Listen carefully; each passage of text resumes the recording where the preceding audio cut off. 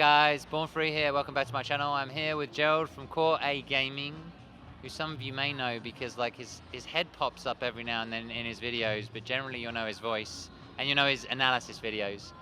How the hell are you? I'm doing great. I'm having a great time here at EVO 2017. So am I. So I wanted to ask you about your YouTube channel, right? It's grown and grown and grown. Really big right now.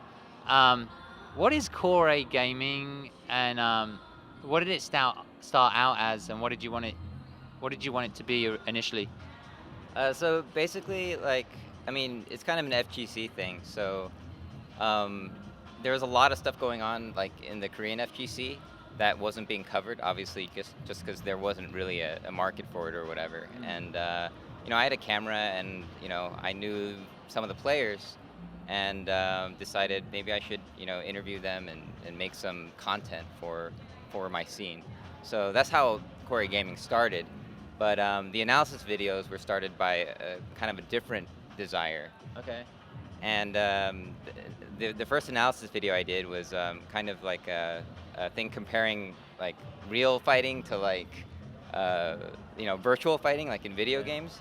And I had some conversations about this with some fighting game friends, and there were like really interesting conversations and interesting points that were made. And I thought that this should be made into a video where people can kind of hear those thoughts and everything. And I kind of like, I was kind of new to this thing, so I kind of made it a little bit clickbaity and a little bit controversial, and just I want to get some hits, right? Yeah. And I did that, but I made sure that the video like had a message and everything, and it also was kind of a way to get more Rising Thunder players to play with, because I really liked that game at the time, which is why you see a lot of like that stuff advertised in that video at the same time. So it's kind of that would be the selfish reason, I guess.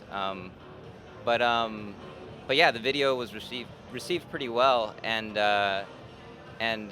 like I think Tom Cannon retweeted the video, and then it was also featured on SRK, and I was like, wow, okay, so like maybe I'm not a complete crazy idiot, and I thought I should keep on doing this. So after that, I just kept on making videos and then learning. I'm still learning, but yeah, that's kind of how Quarry Gaming started.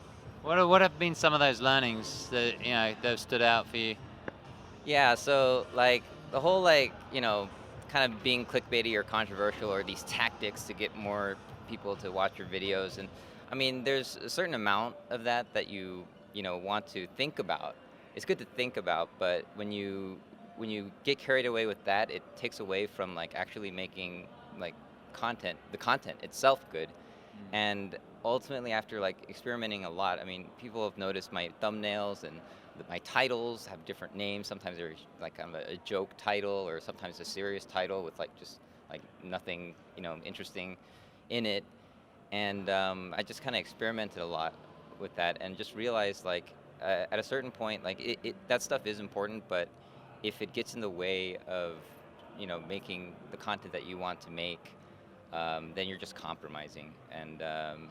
And that's not to say you don't want to optimize like the time that you release the videos and stuff like that, but I mean easily the most important thing is just making the content as good as you can make it. And then like I've released videos at weird hours just because like I was like tired and lazy and didn't want to think about it, and it turned out just fine. I might forego a few clicks, but generally like the power of like like engaging content just overrides all of that. Like, I feel not all of it, but like most of it. So I don't think about those kind of tips and strategies or like shortcuts or whatever anymore.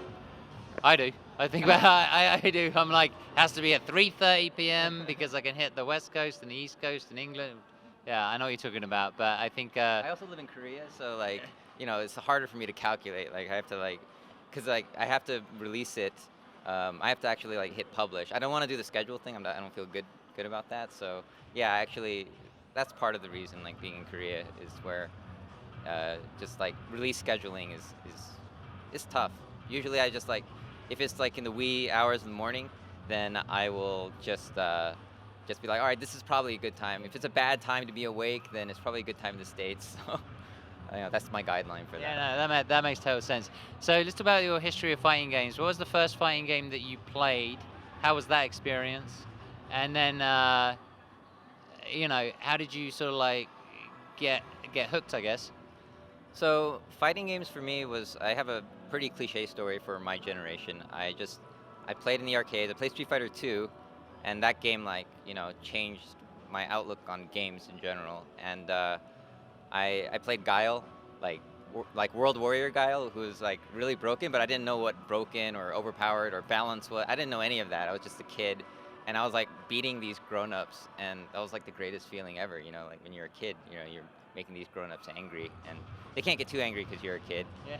And so basically, like I really wanted to go to the arcade as much as possible. I always checked if pizza parlors had Street Fighter, and yeah, and basically like my mom would give me a couple of bucks to play in the arcades when she was shopping at the mall, and yeah, I just spent all my money on like fighting games.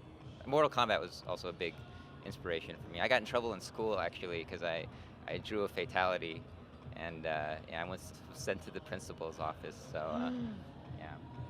Yeah, don't want to be drawing fatalities from Mortal Kombat, no. That's definitely going to get you into the principal's office, and they're Yeah. probably going to think you're a bit weird. Yeah. Yeah, Mortal Kombat, wow. Those are the days, right? I guess, like, you've kind of answered it, I think you've kind of answered this question, but, like, when you think about your videos, like, what are you striving for? Like, beyond, like, just quality, like, I think that's a lot of people know you as like the guy who can go 3 weeks to a month without releasing anything, but then will release this really quality video that everyone loves.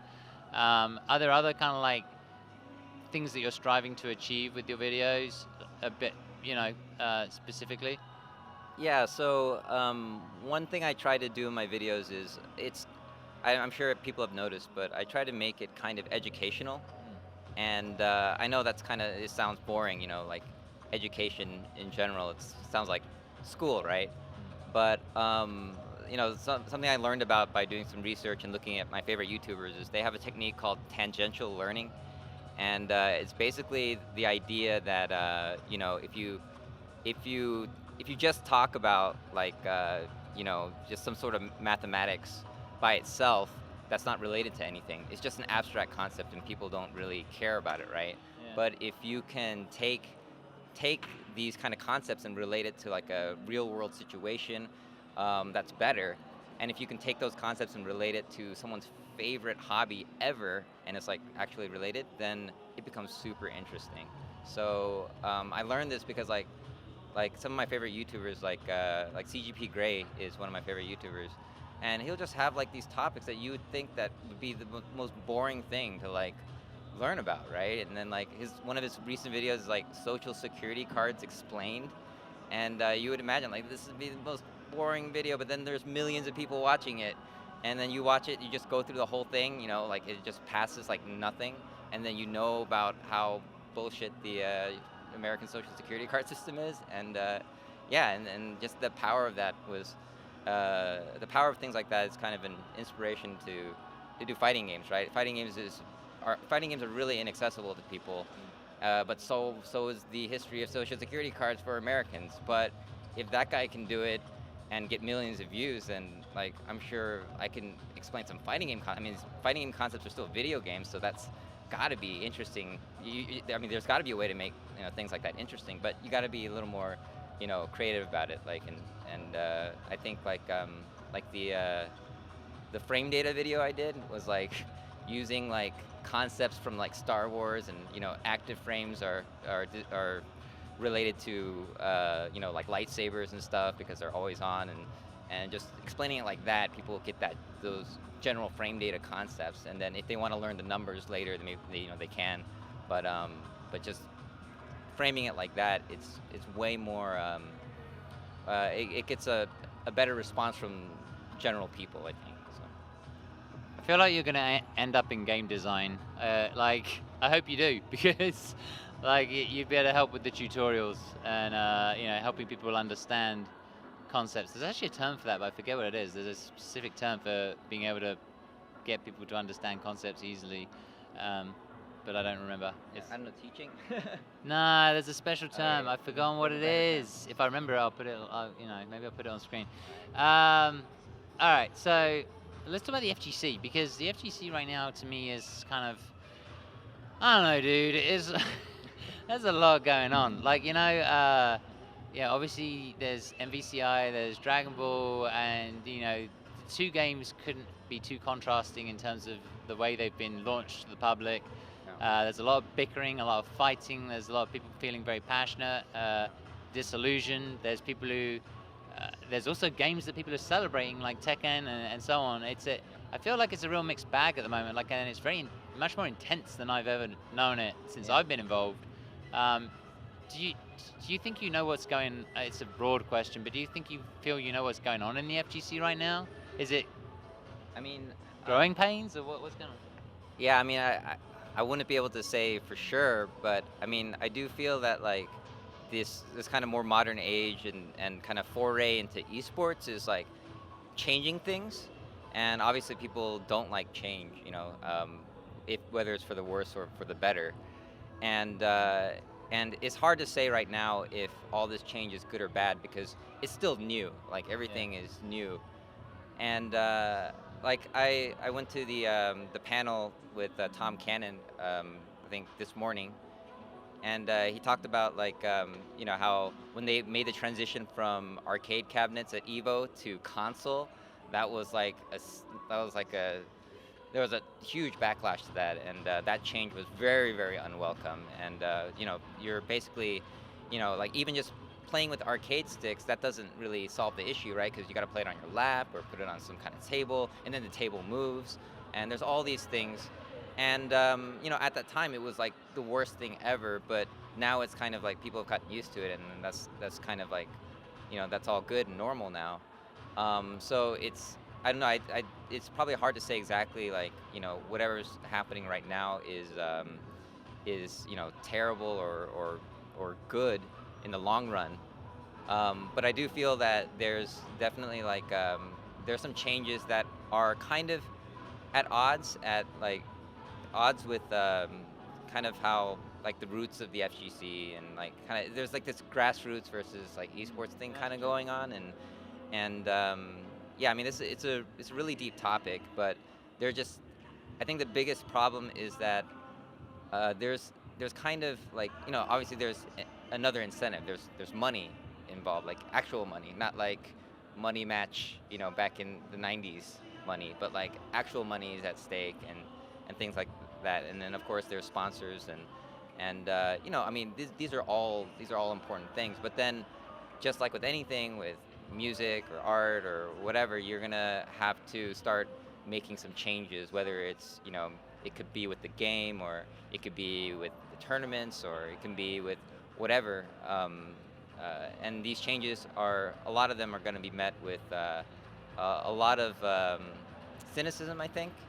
And I think there's a lot of cynicism going around right now, and of course, you know, it's not nice, but there's a certain amount of it, and I don't know if it's just a phase, but yeah, it's like, yeah, I mean, we've all been on social media, and like you even took a break from social media for a while, I did. so yeah, it's kind of like, yeah, and I think like platforms for conversation, that's like a big thing that's changed. Like nobody really uses forums anymore, so it's like, Reddit or Twitter, and Twitter is just awful for having like a reason to debate about anything, because 140 characters and it's the other person's turn, and then it just becomes a match of like, did I get them last? Did I get them good with this one remark?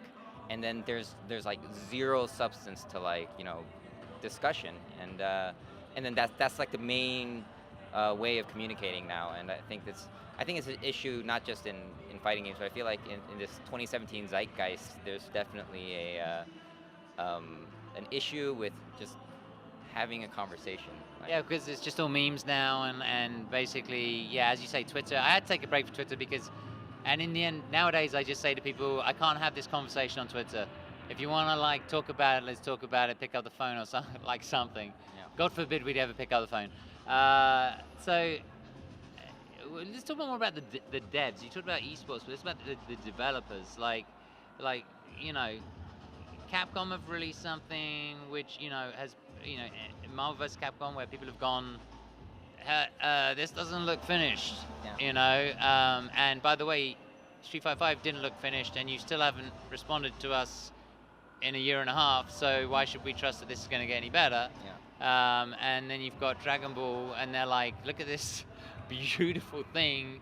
It's 20% complete, and you've seen all the gifs online of like comparisons of the anime. Like, it's very detailed. You can see the passion and the love that's gone into it. Yeah, yeah. So I don't know if I just answered my own question, but my question to you was going to be, what do you think devs are doing right, and what do you think they're doing wrong? Yeah, so I mean, I think it like I mean the way I mean communication is one of those big things, right? It's communication is more important than ever before because like now there's not really an excuse. You have all these avenues for communication. You have almost too much communication in a sense, right? But then at the same time you don't really have a lot of communication maybe because of that, right? Because that like you have all these avenues, but then people will say something and then the company can either respond, or if they don't have a good response, they might not respond, or maybe they're afraid that if they do respond favorably and you give the audience an inch, they're going to take a mile, and they're going to be like, okay, well that's cool that you did that, but now we want this and now we want that, and I don't know exactly like how how companies deal with that kind of feedback, but I've heard some stuff about that. It's not just easy to just listen to everybody's complaints and stuff like that. That said, I mean, there are certain things that are clearly like, they just need to be fixed, right? And I don't know, like, if it, I mean, I'm sure it's a management thing, because like, I'm sure like the people, like most of the people that are like toiling away at Street Fighter 5 or Marvel or Dragon Ball, like those people, like, they want certain things with the game that align with the audience as well, right? But just like I said before, when there's money involved, then there's different motives, and then you have the overlords, right? So you have people who are very far removed from the game and just kind of see this numbers game from afar, and these kind of decisions kind of start seeping into the development of the game, and then it's like, all right, well the deadline was here, we got to get that Chun model out. Sorry. The Chun-Li costumes, the Chun-Li costumes. So, or yeah. Oh, the Chun model, Or right? both, Yeah. right? It's kind of.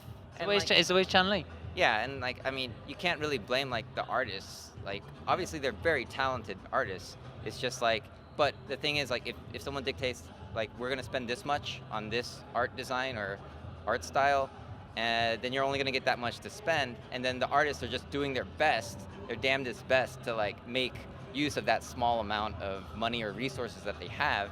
And so I think like there's the management thing, and then of course there's like there are people that are far removed from the project that have that are taking a handle on things which they probably shouldn't be, but I don't know, maybe that's the path to making millions or whatever. I don't know. No, I agree with you. I think a lot of these a lot more successful creative endeavors are usually more autonomous, smaller teams, and not big management, corporate overlords Yeah. looking for profit and like this deadline to be met or whatever.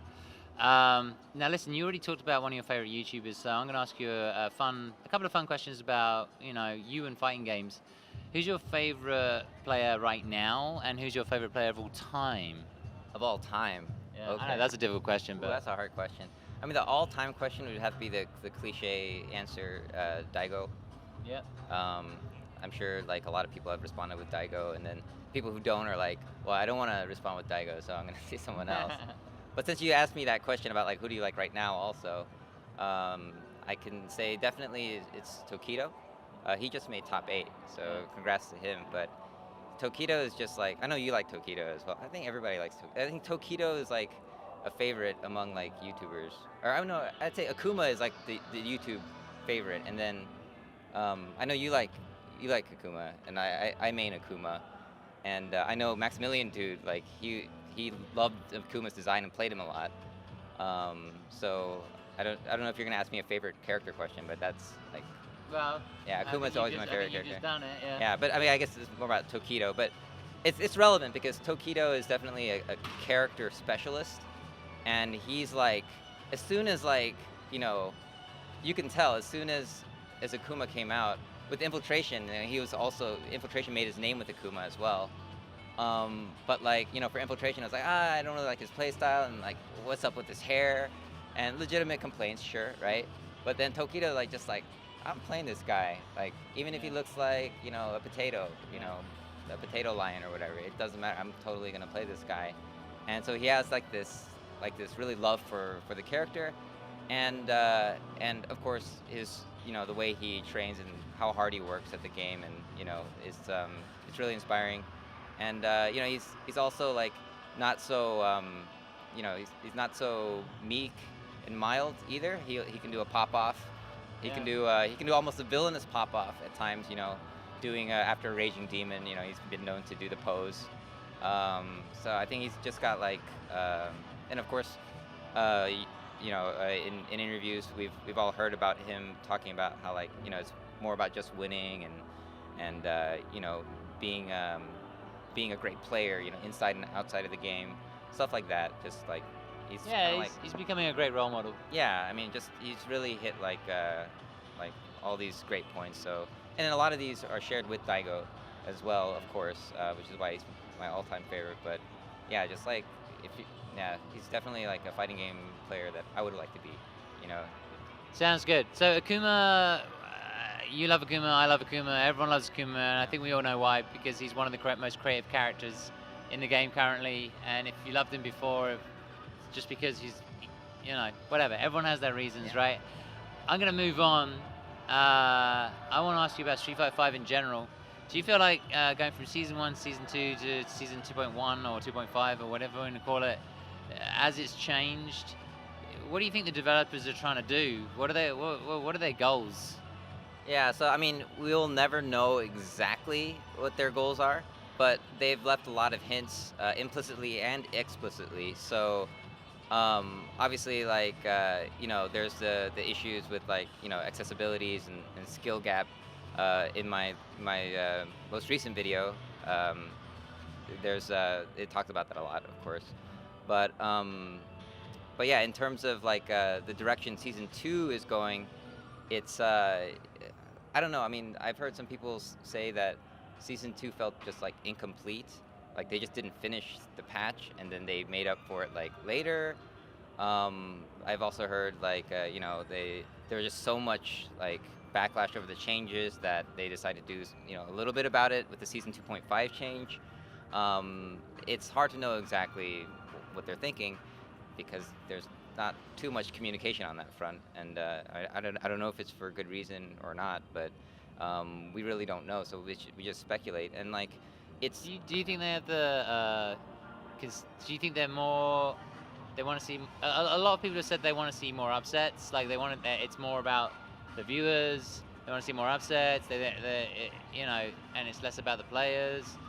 yeah. So I mean, if you look at like the changes they did, like, you know, a lot of the signs point to that. You know, I mean, just taking away like, you know, it's about defensive options is a thing that people are complaining about now, and I mean, it's Street Fighter 5 is an offensive game, and they've mentioned this, you know, from season 1 that it's an offensive game, and I just feel like, you know, for season 2, that they're just like, oh, okay, well, I mean, that's good and all, but let's just ramp it up. You know, how can we even take away, you know, invincible DP meterless, because that, you know, like that can slow things down, or, you know, just like things like that, where it's just like you know, kind of shifting the game to get a certain kind of result from spectators. And of course, you know, spectators are important, and you know, you need some of that. I mean, like there's you know, Tekken 7's you know, rage arts. That's like basically ultras in Tekken, and like stuff like that is like, you know, I think it's really cool. I don't know exactly how the Tekken players feel, but of the players that I've met and talked to, they're not like, I've never heard them be like, man, that's, you know, that's messed up that they did that or anything. They might have said it like right at the beginning or whatever, but like now they're pretty content with stuff like that. So I think there are ways to like kind of you know you could it's kind of a compromise, right? You have to you know do things for the spectator while don't not forgetting about the players.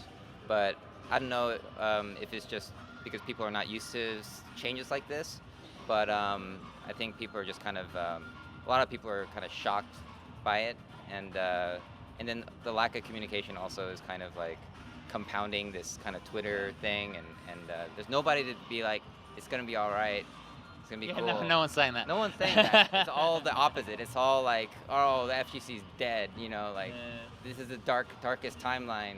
Oh wait, no, there's Dragon Ball, so now it's the brightest timeline. It's Yeah. like, so there's, I think that's kind of what contributes to the atmosphere of the social media climate for the FGC. Yeah, thank God for Dragon Ball Fighters. Tomoka Hiroki, I think, is the producer. She's like she's at the moment she feels like the savior of the FGC. Every time I see her, she looks like an angel to me. Just because it's like to me, it's about quality. Like I just want to see love, passion, quality in games. And so far that looks pretty good because it's only 20% complete. But we'll see. So for Street Fighter in the future, what would you be ideally? What would you, if you were like, you know, game dev for Street Fighter, where would you be pushing it? If I were a Capcom question, I guess, I mean, like from like what people seem to want, I think people want a Super Street Fighter 5, despite what they said earlier about not having, like different versions. And but to be honest, I never minded like supers and turbos and hypers and whatever like versions coming out. I feel like that's something that people seem to just kind of not like because like it makes your other game obsolete, and there are a lot of reasons for that. But I don't know, maybe that's an old school thing, but I'm kind of used to these incremental but significant and big upgrades to a game that's kind of getting a little bit stale. Because if you think about it, like people pour thousands of hours into the game, you just simply need new stuff to look at and do. So and also obviously there's like Street Fighter 5 has kind of become like a meme now, like the game itself. I mean, there's like I released the infiltration like instructional like tutorial guides for like Akuma and advanced advanced play, and it's like the comments were just like all about like how much people hated Street Fighter 5, and it's just like holy crap, like this is like people come here who are playing the game and who still enjoy the game, and I still enjoy playing the game, despite my grievances with some of the direction and stuff like that. But it's like now I think it's becoming untenable, and you can blame people for being like a mob or whatever all you want, but I think at the end of the day there comes a point where it's just like, okay, we have to do something. Yeah. I mean, you can blame R Kappa for the failure of a fighting game all you want, but at the end of the day, it's like kind of an excuse, right? For Right. Yeah. No, I don't think. Yeah, I don't think. So I think that no, I don't think any of those separate entities like R Kappa or anything else like is ever gonna like single-handedly bring something down. I think what's gonna bring it down is its quality. Like those people will highlight it, and I think with Super Street Fighter 5, me personally, what I would like to see is a polished full package. Like loading times, netcode.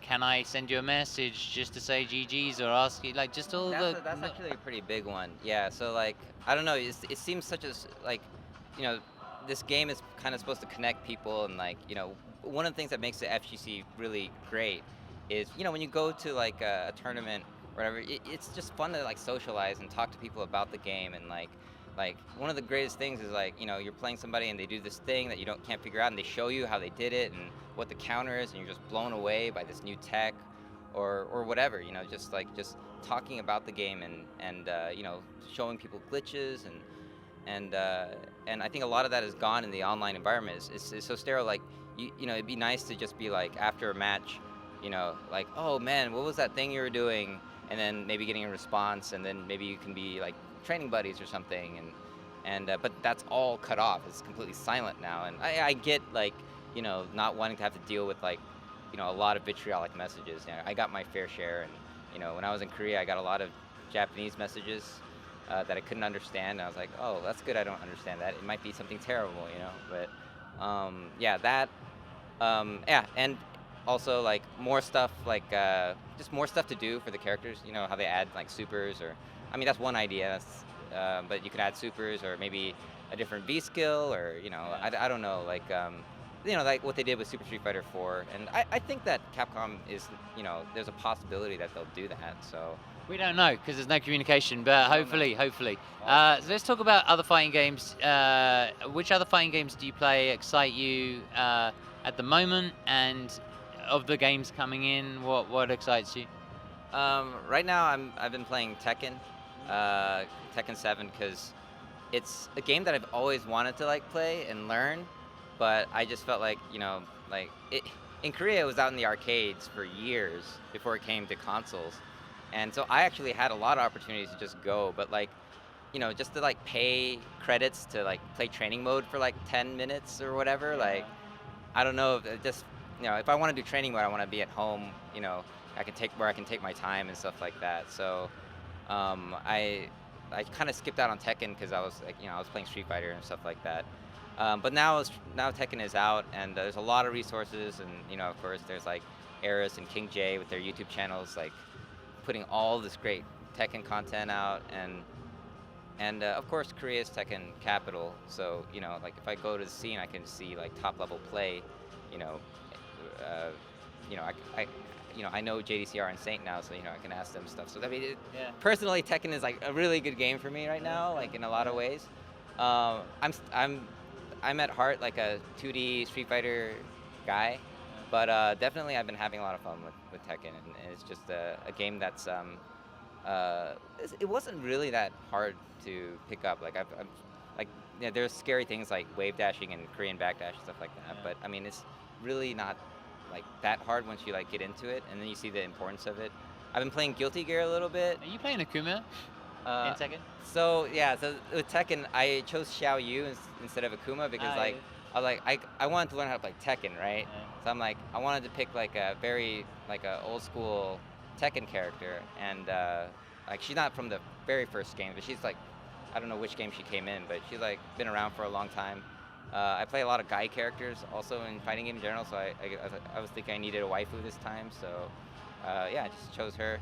Oh yeah, and she's also like supposed to be a very complicated character, and I kind of wanted something complicated to work on in training mode, and just like a lot of things I can do, because I kind of miss that, like playing Street Fighter 5, like it's just like I'm learning more, I'm trying to figure out strategies and stuff like that more, which I mean is good and stuff, but I do miss like just kind of like grinding stuff out, like grinding out like certain combos in certain situations, and I'm trying to make up for that by playing a more complicated character, and a character that's very different from a 2D fighting game character. Now I have to deal with like, like all these like multiple stances with her, and to be honest, it's fun. Like it's Yeah, I just think they did a brilliant job, like with everything with Tekken. And the reason I asked you the Akuma question is because it's like there's just no excuse not to play it. Yeah, Like if you're a Street Fighter player, you've got there's a gateway. It's like so much of it has been thought absolutely. If you guys haven't tried Tekken 7 because you're like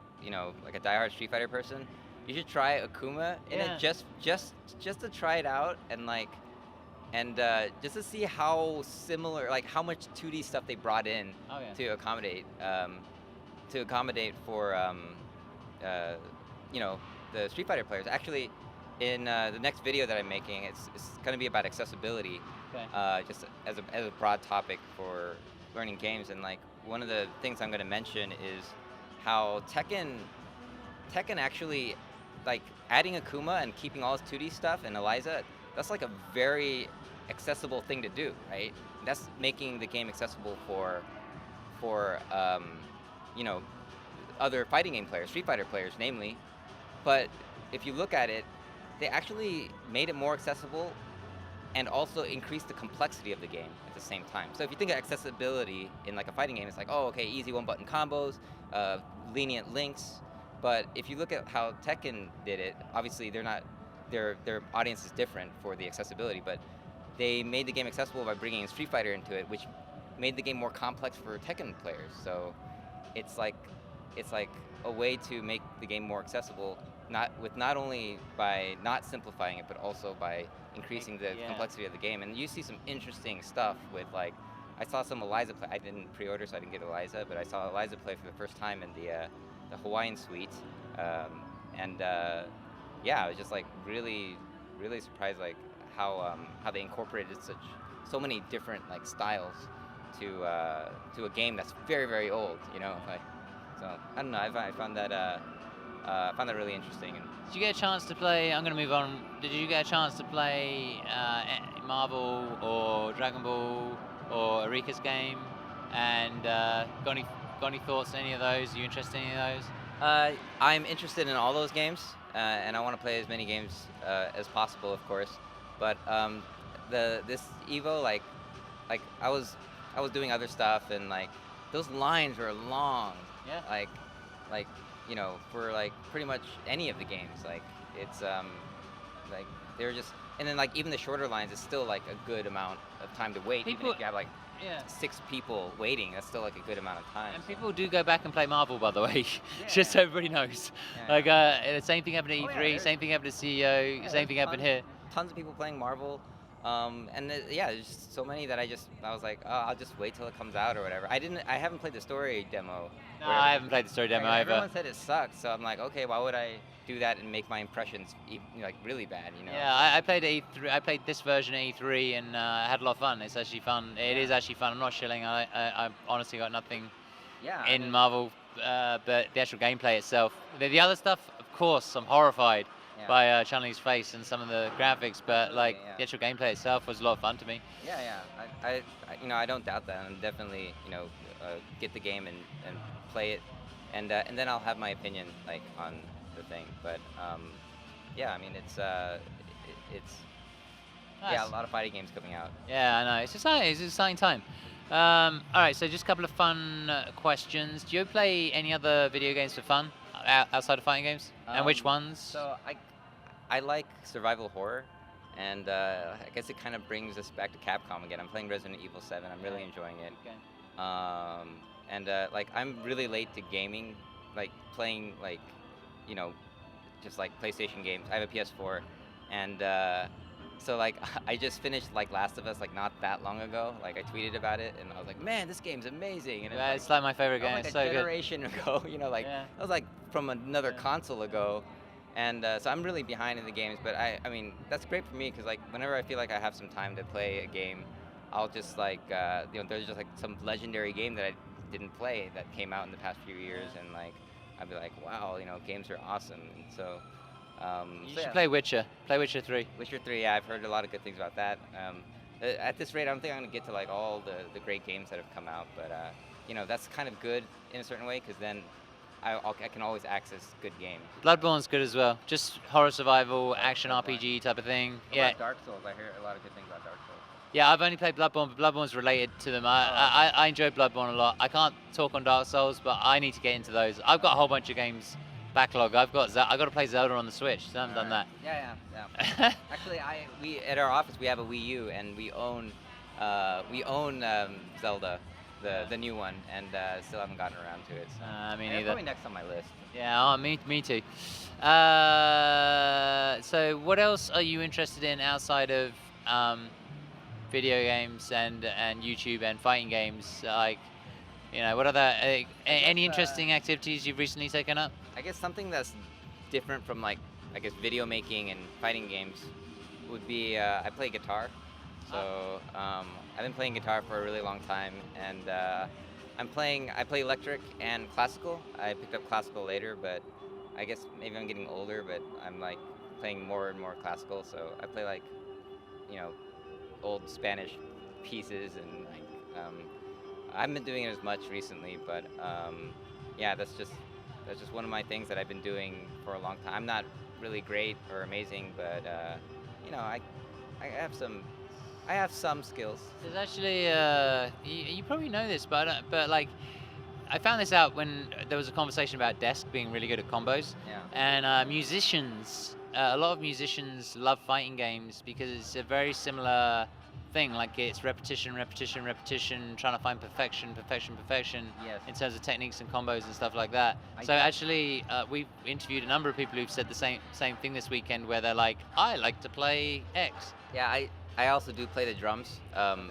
I'm more of a guitar player, but I do like playing the drums. So I definitely think there's like this rhythm aspect that people like about fighting games. And if you look at fighting games, rhythm is a huge thing. You know, it's not, they're never categorized as rhythm games, but what you're doing in fighting games a lot of the time kind of, you know, matches what you're doing in like you know, Dance Dance Revolution or any other rhythm game, because you have specific timings for certain combos and stuff like that. And if you look at like Punko is amazing at Dance Dance Revolution. You can just see his like precision in his combos like reflected by his precision on the dance pad. So, and I think there is a relationship there, and it's worth looking into.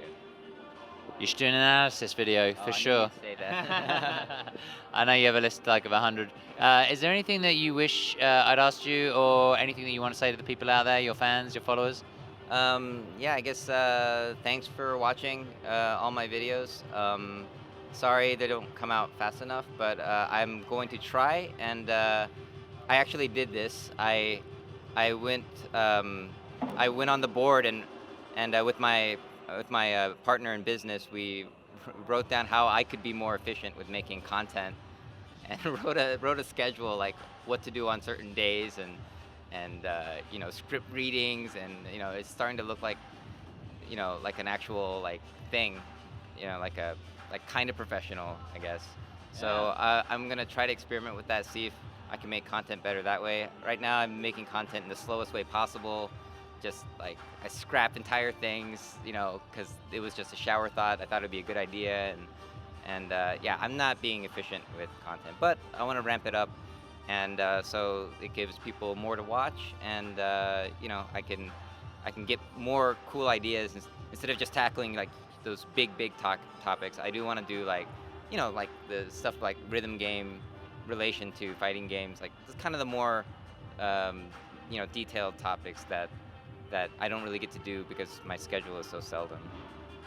All right, awesome. Thank you so much for the interview. You can find Gerald's videos if you're not already watching them, which I'm sure you are, but you can find them, I'm sure if you just put Core Gaming into the search bar of YouTube, you will find it because it's a popular channel. And I want to say thank you for this interview. It's been a pleasure. And yeah, this is my last interview at EVO, and so I hope you guys have enjoyed. I think there's 20 odd interviews or something like that. And goodbye.